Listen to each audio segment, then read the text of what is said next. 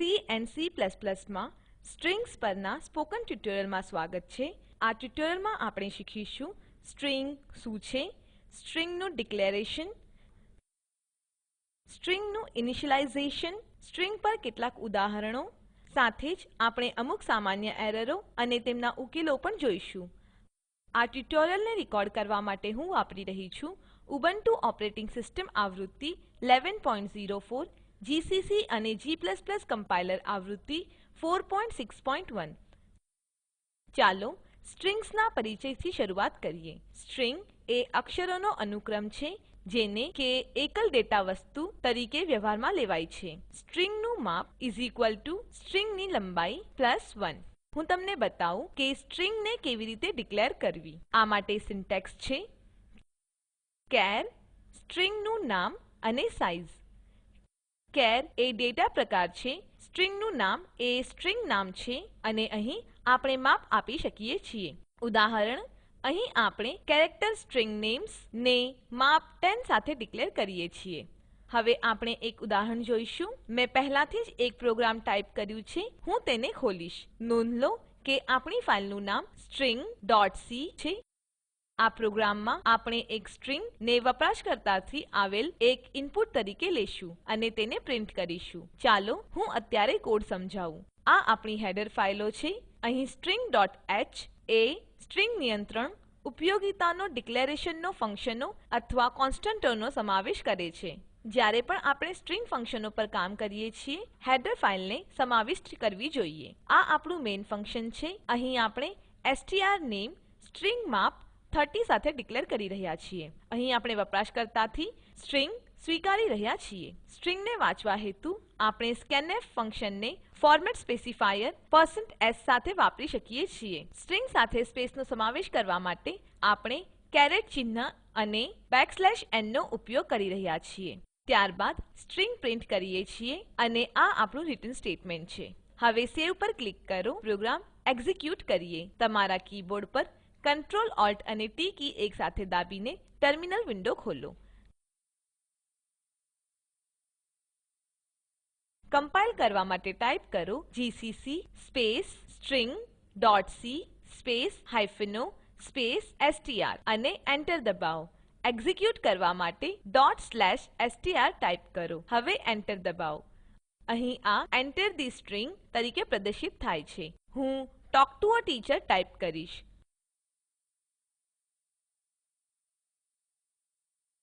હવે એન્ટર દબાવો.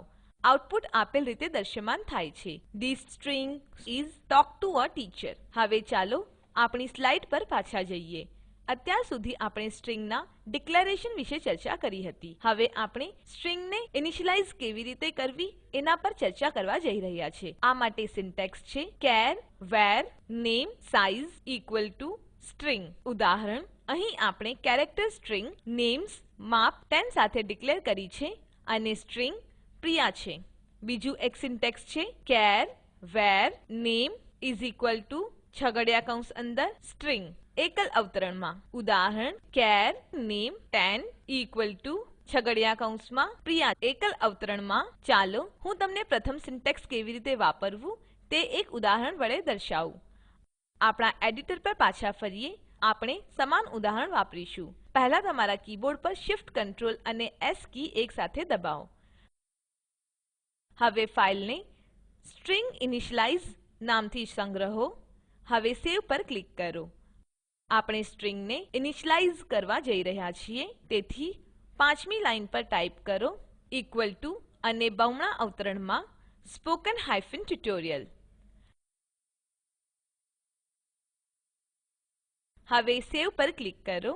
હવે આ બે લાઈનોને રદ કરો કારણ કે આપણે ફક્ત સ્ટ્રિંગ પ્રિન્ટ કરવા જઈ રહ્યા છીએ. સેવ પર ક્લિક કરો. ચાલો એક્ઝીક્યુટ કરીએ. આપણા ટર્મિનલ પર પાછા આવીએ. કમ્પાઇલ કરવા માટે ટાઈપ કરો જીસીસી stringinitialize.c -o str2. અહીં આપણી પાસે str2 છે કારણ કે આપણે string.c ફાઈલ માટે આઉટપુટ પેરામીટર str ઓવરરાઈટ કરવા ઈચ્છતા નથી. હવે એન્ટર દબાવો. એક્ઝીક્યુટ કરવા માટે str2 ટાઈપ કરો.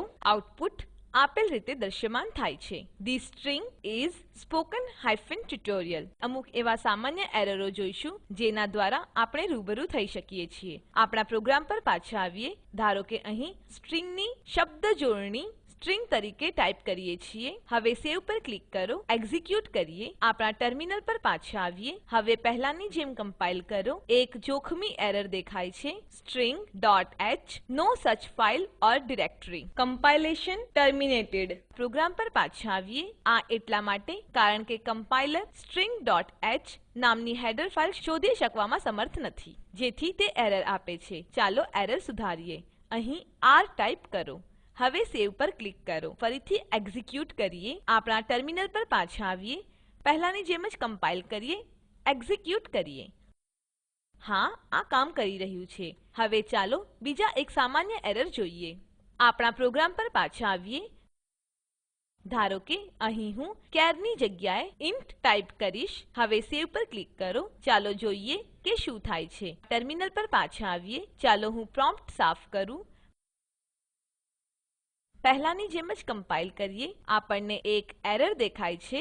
વાઇડ કેરેક્ટર અરે initialised from non-wide string. %s format ચાર પ્રકારની આર્ગ્યુમેન્ટ અપેક્ષા રાખે છે, પરંતુ આર્ગ્યુમેન્ટ 2 ઇન્ટ પ્રકાર ધરાવે છે. આપણા પ્રોગ્રામ પર પાછા આવીએ. આ એટલા માટે કારણ કે આપણે સ્ટ્રિંગ માટે %s ને ફોર્મેટ સ્પેસિફાયર તરીકે ઉપયોગમાં લીધું છે અને આપણે તેને ઇન્ટિજર ડેટા પ્રકાર વડે ઇનિશિયલાઇઝ કરી રહ્યા છીએ. ચાલો એરર સુધારીએ. અહીં ચાર ટાઈપ કરો. સેવ પર ક્લિક કરો. ચાલો એક્ઝિક્યુટ કરીએ. આપણા ટર્મિનલ પર પાછા આવીએ. પહેલાની જેમ જ કમ્પાઇલ કરીએ, એક્ઝિક્યુટ કરીએ. હા, આ કામ કરી રહ્યું છે.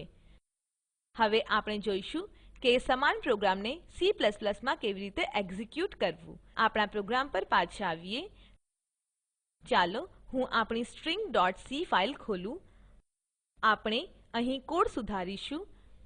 પહેલા તમારા કીબોર્ડ પર Shift Ctrl અને S કી એકસાથે દાબો. હવે ફાઇલને .cpp એક્સટેન્શન વડે સંગ્રહો. હવે સેવ પર ક્લિક કરો. હવે આપણને હેડર ફાઇલને iostream તરીકે બદલીશું. યુઝિંગ સ્ટેટમેન્ટોનો સમાવેશ કરો.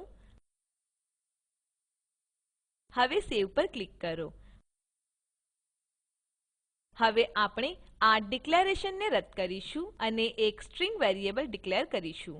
ટાઈપ કરો સ્ટ્રિંગ સ્પેસ strname અને અર્ધવિરામ. સેવ પર ક્લિક કરો. પ્રિન્ટફ સ્ટેટમેન્ટને કાઉટ સ્ટેટમેન્ટથી બદલી કરો. અહીં બંધ કૌંસને રદ કરો. સ્કેન્ફ સ્ટેટમેન્ટ રદ કરો અને ટાઈપ કરો getLine ખુલ્લું કૌંસ બંધ કૌંસ કૌંસમાં ટાઈપ કરો cin strname.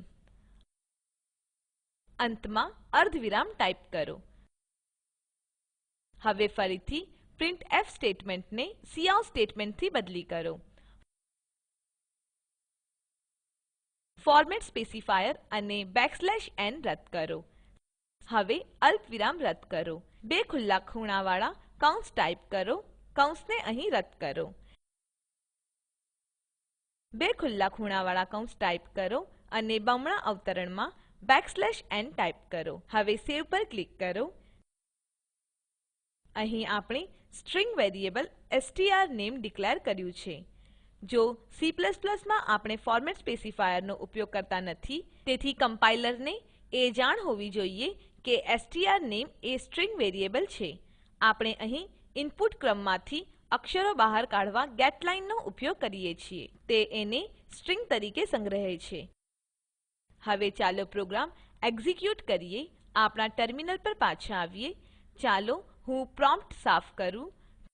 કમ્પાઇલ કરવા માટે ટાઈપ કરો g space string.cpp space -o space str3 અને એન્ટર દબાવો.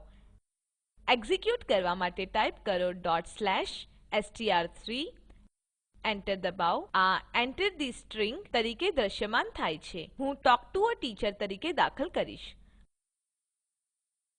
હવે એન્ટર દબાવો. આઉટપુટ આપેલ રીતે દ્રશ્યમાન થાય છે. The string is talk to a teacher. આપણે જોઈ શકીએ છીએ કે આઉટપુટ આપણા સી કોડ સમાન છે. હવે આપણી સ્લાઇડ પર પાછા આવીએ. સારાંશમાં આ ટ્યુટોરીયલમાં આપણે શીખ્યા સ્ટ્રિંગ્સ, સ્ટ્રિંગનું ડિક્લેરેશન, ઉદાહરણ char strname30, સ્ટ્રિંગનું ઇનિશિયલાઇઝેશન, ઉદાહરણ char strname30 equal to talk to a teacher. Assignment તરીકે બીજું સિન્ટેક્સ વાપરીને સ્ટ્રિંગ પ્રિન્ટ કરવા માટેનું એક પ્રોગ્રામ લખો. નીચે દર્શાવેલ લિંક ઉપર ઉપલબ્ધ વિડીયો જુઓ. તે સ્પોકન ટ્યુટોરિયલ પ્રોજેક્ટ માટે સારાંશ આપે છે. જો તમારી બેન્ડવિડ્થ સારી ન હોય તો તમે તે ડાઉનલોડ કરી જોઈ શકો છો. Spoken tutorial project team spoken ટ્યુટોરિયલના મદદથી વર્કશોપ આયોજિત કરે છે. જેઓ ઓનલાઈન પરીક્ષા પાસ કરે છે તેમને પ્રમાણપત્રો આપે છે. વધુ વિગતો માટે contact@spoken-tutorial.org પર સંપર્ક કરો. Spoken tutorial project A talk to a teacher પ્રોજેક્ટનો એક ભાગ છે જે આઇસીટી એમએચઆરડી ભારત સરકાર દ્વારા શિક્ષણ પર નેશનલ મિશન દ્વારા આધારભૂત છે. આ મિશન વિશે વધુ માહિતી આપેલ લિંક ઉપર ઉપલબ્ધ છે. આઈઆઈટી બોમ્બે તરફથી ભાષાંતર અને રેકોર્ડિંગ કરનાર હું જ્યોતિ સોલંકી વિદાય લઉં છું. જોડાવા બદ્દલ આભાર.